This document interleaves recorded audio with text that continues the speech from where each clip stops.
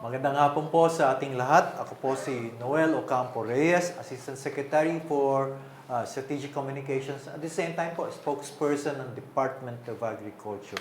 Ito po ang ating 67th virtual presser ng IATF Task Group on Food Security under the leadership of the Department of Agriculture sa pamumuno po ni Secretary William Manong Willie Dar. Yan po. At kasama po namin sa IATF ay 19 na government agencies. So, 20 po yan. Napakalaking poder po kasi. So, 6 po ang sub-task groups na create. One is the food resiliency. Number 2, energy. Pangatlo, food value chain and logistics. Pang-4, water. Pang-5, agribusiness. At pang-6 po, food procurement and distribution. Ngayong hapon po, tatalakayin po natin ang dalawa sa pinakamahalagang sektor ng agrikultura. Although, combined po, ang tawag natin dito ay livestock and poultry industry or interchangeably poultry and livestock industry. Kabilang po sa ating mga pag-usapan ang mga update po, lalo-lalo na po sa ASF. Yan po, nagbibigay ng dahilan kung bakit mataas ang presyo ng ating mga baboy po ngayon sa pamilihan. No?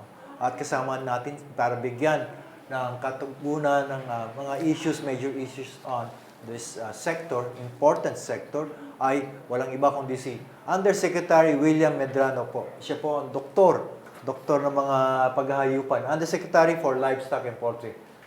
Good afternoon po. Naimbag ng malam. Naimbag ng malam. Good afternoon, Asik Noel. Yep. Si Yusek Willie po ay taga Tubong Isabela po yan. Kaya Ilocano po. Kita niyo yung features niya, no, ha?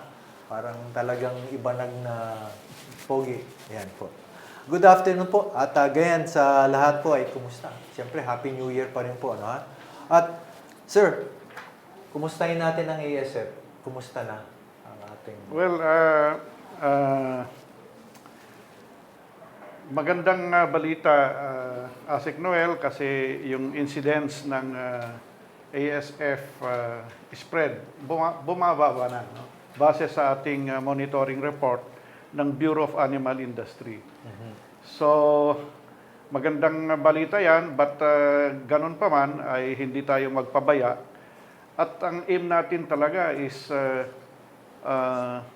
to stop itong tinatawag nating ASF at meron tayong mga estratehiya para itigil or bawasan stop natin itong ASF. At ito yung iba't ibang key strategies. Una dito yung targeted communication. Second, intensified surveillance. Number 3 is i-geotag natin yung mga animals at saka meat movement. Okay. At siyempre, kailangan natin, as key strategy number 4, intentional meat and product testing. At napaka-importante, yung localized attack, yung participation ng ating mga local government units at the municipal level. Balikan po natin, Yusek, anong tawag natin dyan? Tigil. Tigil. Pero, sumatotal, anong gusto natin? Ang sumatotal, ito, yung na-mention ko, these are key strategies, but ang pinakamalaking programa ay ang tawag natin ay Bantay ASF sa barangay or in short, Babay ASF. Sana po, no, ha? At again, yan po ang kailangan pagtuunan ng pansin, Yusek, di ba? So, ano po ang gagawin natin para ipatupad itong barangay, Bantay ASF sa barangay or Babay ASF? Ano po ang mga... Well, under ng Bantay ASF sa barangay or Babay, ito ay isang malaking proyekto to be implemented nationwide. Ito yung complementation ng DA-BAI with the local government units, especially provincial and municipal, dito sa ASF control and prevention. And then private sector po mismo, ano, ha? Yes, kasama ang private sector. Very important ang kanilang role. Yung UNIVET po, UNACO, at veterinarians mismo, yung Philippine College of Swine Practitioners. That's correct. Opo. Yeah, pero pinaka-lead role sa implementation ng Babay ASF is ang ating municipal local government units. Yes, tama po. At pwede po nating ibida yung talagang pagtutuunan natin ng pansin yung biosecurity measures ng ipapatupad. Talagang masasaksihan natin in the next few months ang stringent biosecurity measures na gagawin. At maganda po rito, siguro i-highlight natin yung meron pong test kit na napakamura na na-develop para sa Central Luzon. Yeah, Ikwento niyo po. That's correct. Yeah, napakalaking component nitong Bantay ASF sa barangay ay yung paggamit natin ng nano-gold test kit. This is a molecular rapid test kit na dinevelop ng ating mga Filipino scientists sa Central Luzon State University at ito ay napakabilis. Isang oras lang, meron na tayong resulta. Paano gagawin po? How do you test one? Suspected of ASF? How? Well, maganda itong test kit. Kumpara mo doon sa iba dahil ito, laway lang, saliva, tapos yung mga dumi at saka yung mga wall ng mga fish pen, pig pens ay makukuha mo na. Okay, hindi na kailangan ng blood sample po. Hindi na kailangan ng blood sample. So, maganda po yan. Napakahirap yun kasi talagang i-restrain mo pa yung animal sa pupunta ka ng laboratory pa. That's correct. Okay. So magkano po yan, yung test kit na yan? Well, mura ito. Ang per sample, umabot lang siguro mga 45 pesos. Manako. Kumpara mo kaya doon natin sa paramihin yan. Yung sa PCR test kit is nasa 3,000. Wow, ang laking mura. So again, we expect that, kaya po bang i-produce o pwedeng ipamahagi sa ibang laboratories or institutions para mas marami ang magawang test kit? Yes, Asik Noel, we just released 10 million pesos for the massive propagation ng nano-gold test kit sa Central Luzon State University. Okay, so expect... At yung 10 million na yan, dadagdagan pa natin para lalong mas marami yung kanilang ma-produce, ma-improve yung kanilang capability. At yan ang isang pag-usapan with CLSU to submit proposal for funding. Meron na tayong additional 20 million coming from the Bureau of Animal Industry. Idagdag natin sa 10 million. And para mas mabilis at mas marami. On the other side of the coin, Yusek, siyempre, itong prevention and control ng ASF, pero on the positive side, ano pong gagawin naman natin para maparami natin? Kasi yun po talagang issue. Mababa ang supply ng baboy, kaya mataas ang presyo ngayon. So, paano po natin palalakasin ulit, bubuhayin yung hog industry? Yeah, tama ka dyan, Asek Noel. Alam na natin yung kalagayan ng ating pork industry. Medyo kulang na yung natin, yung baboy natin at tumatas na yung presyo. Kaya part ng ating Bantay ASF sa barangay program is yung tinatawag nating repopulation. Okay. Ngayon, itong repopulation, meron tayong tinatawag na calibrated repopulation. Siyempre, titignan natin yung mga areas na affected by ASF, pero pwede na. Ipa-assess natin sa mga expert, sasabihin nila, pwede na. Okay. So, doon tayo maunang mag-repopulate. Ilang buwan po, paano ma-determine kung ilang buwan bago makabalik uli na magpag-repopulate? It varies, pero usually mga after 6 months. At tuloy-tuloy yung disinfection, decontamination, ay pwede na. Pero meanwhile, pwede silang mag-alaga din ng mga ibang klaseng, kunyari po, manok, pato, itik, magtanim ng, free-range chicken. Yeah. Pero balik ako doon sa repopulation program natin. Okay, sige.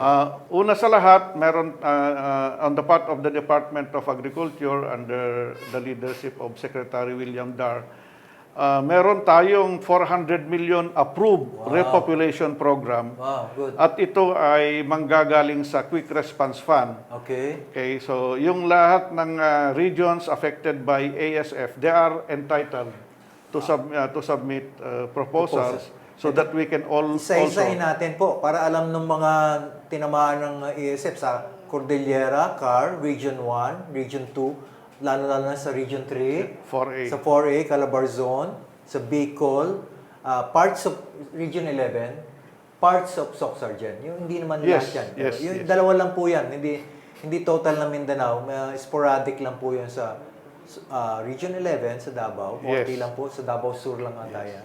And then Soc-Sargen, napakaliit lang And po. in addition to this, meron din tayong Bayanihan 2 stimulus package na 125 million at ito ay gagamitin natin for the establishment of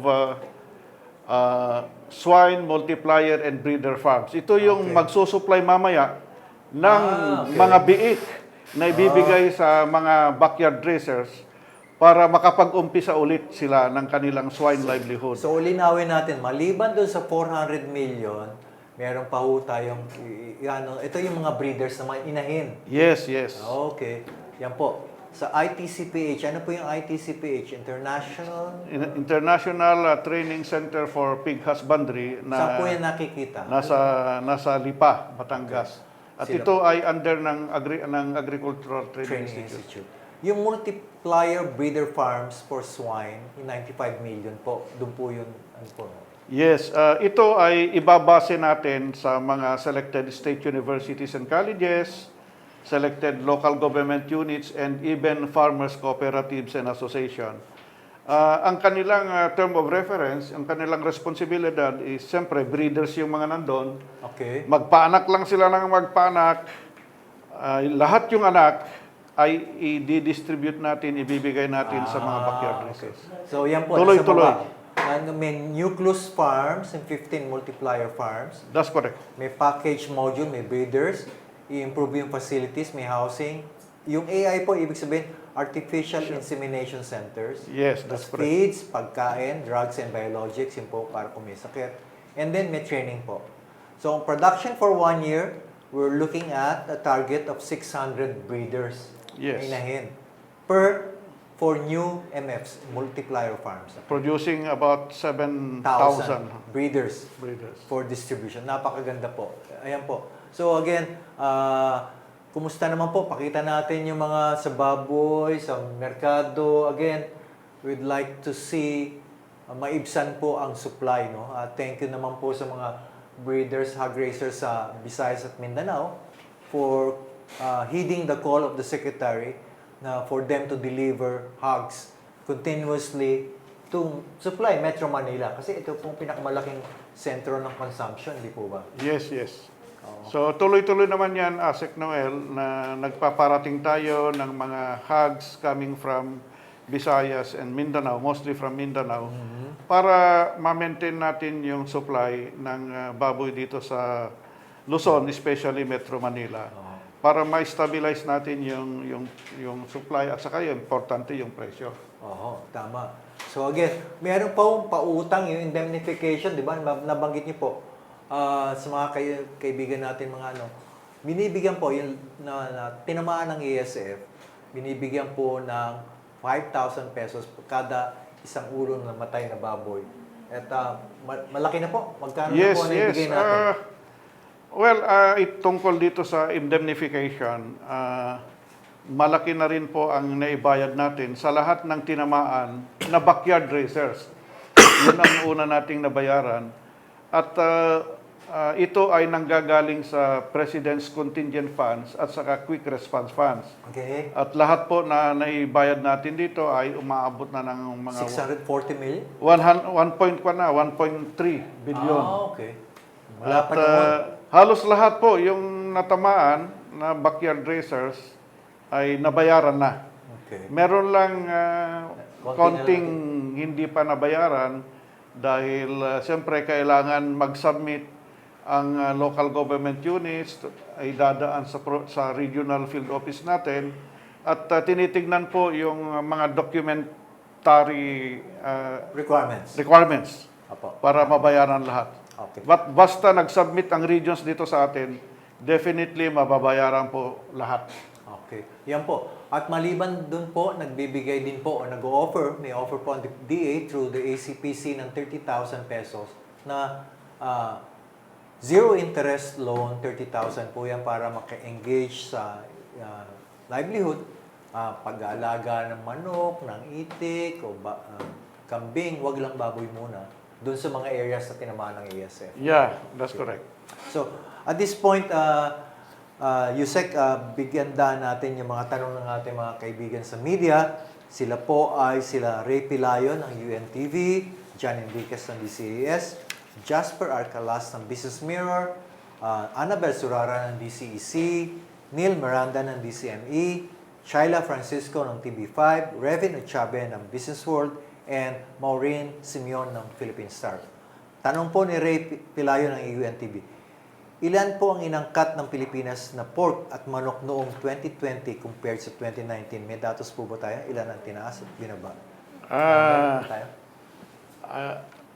I'm sorry, hindi ko Pero, wala kong data sa ngayon. Pero ibigay natin mamaya kay Ray. Pwede natin ibigay. Kukunin po natin sa Bureau of Animal Industry dahil sila po yung namamahala ng mga Sige, imports. Ray, ibabalita namin sa iyo mamaya. Anyway po, ito, yung presyo po ng pork, may balak po bang i-revise yung SRP natin? From 320 to 380, may pag-uusap po ba? Medyo mataas na nga po yung retail price ng pork, umaabot na ng 380, 390 for liempo. Mhm. At kahit manok, umabot na rin ng 170. Okay. At tungkol sa SRP, I think pinag-usapan na rin ng ng ating AMAS under the leadership of ASEC Christine and Yusek okay. Gonzales. Okay. Sila kasi ang in charge Okay. sa consumer affairs. Okay. At kumusta naman po yung first border project natin yan? Kalahating billion yan, alam ko ano po, sa MICP. Yes, umuusad naman po at malapit na po ang bidding process nung ASEA, Agricultural Commodity Examination Area. Ang tinitignan ngayon ay or inaantay ngayon is yung approval ng PPA para doon sa area na paglalagyan, about 2,000 square meter inside the MICP. So malapit na po tayo mag-groundbreaking yan. Malapit Once na ma-approve po yun, isa-subject na ng breeding process at pagka may award na to a qualified responsive bidder, tuloy-tuloy na po yung construction. Okay. Ito po, tanong ni Jasper Arcalas, ano po ang, tama-tama po, ano po ang outlook natin ng demand, supply-demand ng pork and supply for this year po? Well, kung ang pag-usapan ay yung pork forecast or outlook for 2021, dahil po sa nandiyan pa rin yung epekto ng African swine fever, ay meron pa rin tayong deficit for 2021 starting this quarter. And ginagawa naman natin ng paraan. Of course,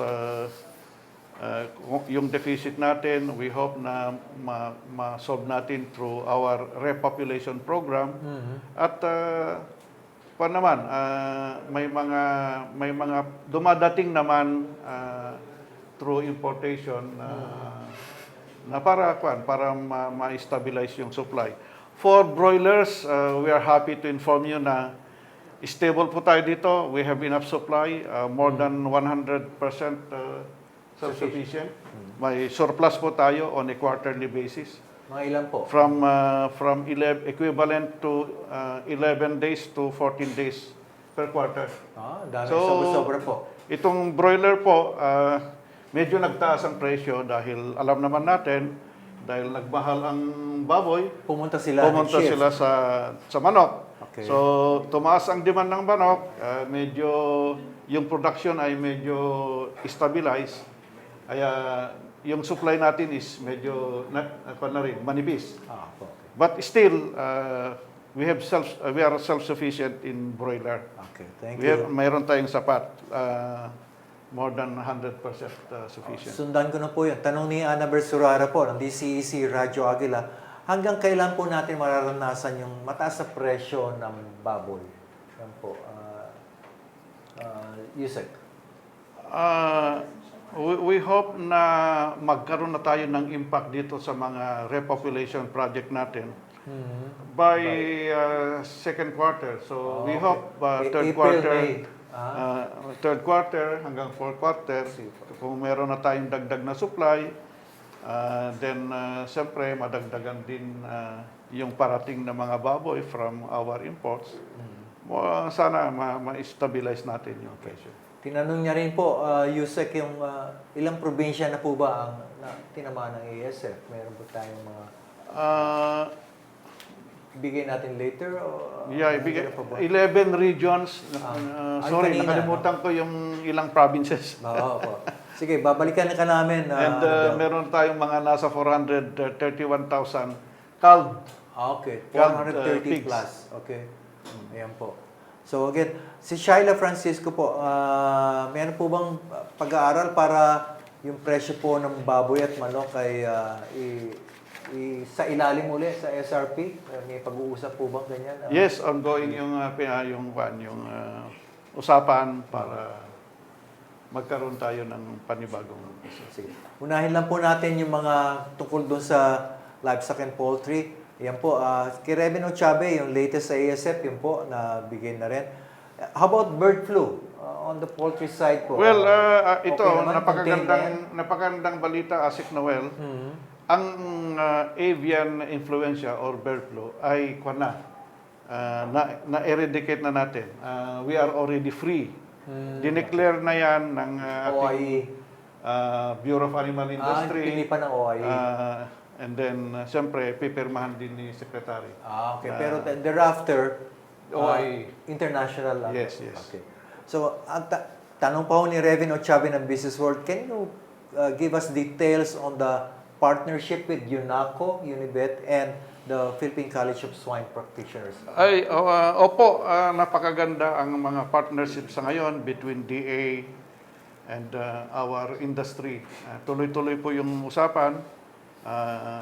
Just yesterday ay kausap natin ang mga leaders ng UNACO at nag-commit po sila na tutulong sila dito sa pag-alaga ng baboy, especially sa backyard. Meron silang magandang programa sa backyard.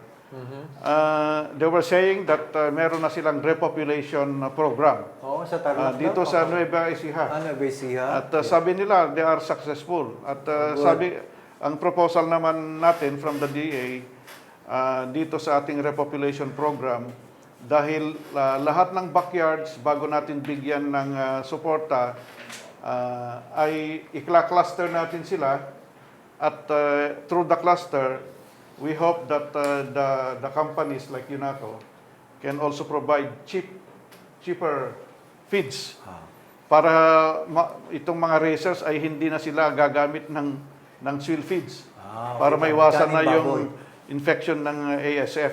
Okay. So, yun ang isang magandang pinag-usapan. At open naman sila. At isa pa doon is, open sila na makipag-contract growing ng mais para gagamitin dito sa... Ano naman po ang papel ng Philippine College of Swine Practitioners? Ito po yung mga veterinarians, di po ba? Yes. Since the outbreak, napakaganda yung contribution, napakalaki yung contribution ng Philippine College of Swine Practitioners, sina Dr. Manlapos, sina Dr. Montenegro. In fact, itong Bantay ASF sa barangay, yung buong konsepto ay nanggaling sa kanila. Okay. And Maraming salamat. pinilot with the support ng ATI, ITCPH initially, na-pilot natin ito sa Batangas at saka sa Bulacan. At napakaganda ang naging resulta sa Batangas kasi sa ngayon, okay, hindi kumalat ang ASF. Na-contain na. Na-contain nila at marami pang baboy sa Batangas actually. Okay. Mas magandang balita po yan. Yun ang palagi nating ginagamit ng example na dapat sundan natin yung ginawa ng Batangas na naprotektahan nila yung malaking swine industry nila. Okay. Through this bantay sa ASF sa barangay. So, with this, ito na yung gagamitin natin. Sa national program. Sabi ni Secretary, ito na yung platform, ito yung programa natin para sa lahat sa buong bansa. Ganda po yan. Tanong naman po ni Maureen Simeon ng Philippine Star. May industry ano daw po, reports na yung losses, total losses ng ASF. Tama po ba yun? 56 billion? Ganito, base sa ating estimate, yung mga datos natin na pinag-usapan both government and the private sector, ay ang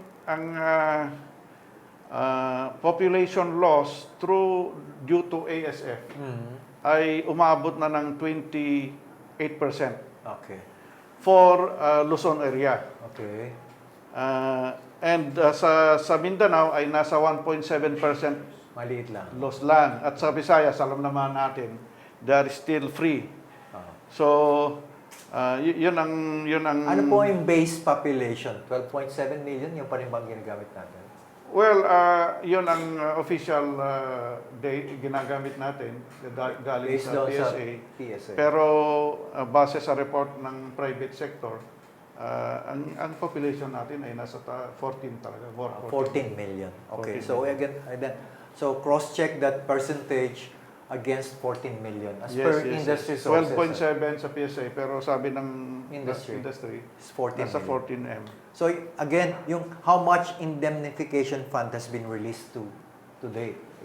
Again, we repeat it, ang 1.3 total, billion? 1.3 billion, yes. Okay. Yan ang total ng nabayaran na natin. Pero meron pang konting natitira na. May konting hindi pa natin nabayaran, especially sa... Ilan daw po yan? Yan natitira na lang. May 100 I don't- million, 50 million? What? Mga, I think, nasa 82 million. Maliit na lang po. Okay. So again po. Yung tanong ni John Enriquez, status ng poultry and pork industry as a whole. So outlook natin. Mr. Well, Yusek? dito sa poultry, alam naman natin, this is a private-led industry. And maganda po yung status. Kagaya yung sinabi ko kanina, meron tayong sapat na broilers sa market. At ang maganda dito sa poultry, kung medyo manipis-nipis na yung supply, they can easily produce kasi it only takes 28 to 30 days. Nandiyan na yung broiler. So, the industry can easily respond to an increase in demand. Okay. Okay. So, maraming salamat po, Yusek. Final words po from you and from the livestock group. Siya po ang pinaka-head natin sa livestock group ng Department of Agriculture, composed of 4 agencies: Bureau of Animal Industry, National Meat Inspection Service, National Dairy Authority, and Philippine Carabao Center. Di po 4 yan? Laki. Yes, ASEC. Sa lahat ng ating mga kababayan, on the part of the Department of Agriculture, livestock agencies, kami po ay talagang ginagawa namin lahat ng aming makakaya para itong supply natin ng karne, itlog at saka gatas ay dapat meron tayong supply. At tungkol dito sa ASF, ako po ay nananawagan sa lahat ng local government units natin, especially sa municipal level, dahil kayo po ang tinatawag nating first responder dito sa ASF. Sana po ay tuloy-tuloy yung tulong nyo sa amin in our fight against ASF, at itong bantay ASF sa barangay, pagtulungan po natin para ma-implement at your level at magkaroon tayo ng impact na sana babay ASF na. Tapos na ang ASF. Sana po, no? Thank you po. Again, just Aguina, thank you so much, Yusek Willie Medrano. Thank you, ASEC. Okay. At maraming salamat. Maraming salamat po. Yung pong mga tanong na iba ni Shaila Francisco tungkol po doon sa frost sa Cordillera, balikan po namin kay Shaila, pati doon sa yung frost na rin po, no? And then kay Neil Miranda, tungkol naman po doon sa fish kill sa Cotabato, sa Lake Cebu, ibibigay po namin ng report dyan, ang kasagutan dyan at kung anong gagawin. So again, sa aming pagtatapos, sinisiguro po namin ang sambayanan na sapat ang pagkain para sa lahat. At muli namin pinaalala na dapat tuloy-tuloy ang daloy ng pagkain, ng produkto, essential inputs para po sa food production. Let's all take an initiative to ensure the efficient and fast delivery of food and other produce from the farms and fishing grounds to the markets. Magkaisa po tayo para ang lahat ng pamilyang Pilipino ay magkaroon ng access sa ligtas, dekalidad at murang pagkain. Muli, papasalamat kami sa ating mga milyon-milyong magsasaka, Yusek, mangingisda at siyempre po nag-aalaga ng baboy, manok at iba pa para naman po ay sila po ang ating food champions na patuloy na kumikilos para makamit natin ang kasapatan ng pagkain para sa lahat. Sa buong pamilya ng Department of Agriculture, sa lahat ng regional field offices, bureaus, attached agencies and corporations, foreign assisted projects, kaisa natin ang kalihim, si Secretary William Dar, Manong Willie Dar, tungo sa isang food secure and resilient Philippines with prosperous and empowered farmers and fishers. Sa amin pong pasasalamat ulit, hindi po matatapos lagi ito kung walang pasasalamat kay Secretary Martin Andanar sa kanyang grupo sa Radyo TV Malacanang, PTV4, PCOO, Radyo Pilipinas sa pagbibigay sa amin ng ganitong pagkakataon at mailahad itong virtual presser 2 beses sa linggo. Maraming salamat po. At again, please visit our website, da.gov.ph or like our official Facebook page, Department of Agriculture. Ako po, muli, si Noel Ocampo Reyes ng Department of Agriculture, spokesperson at Assistant Secretary for Strategic Communications. Magandang hapon po sa ating lahat.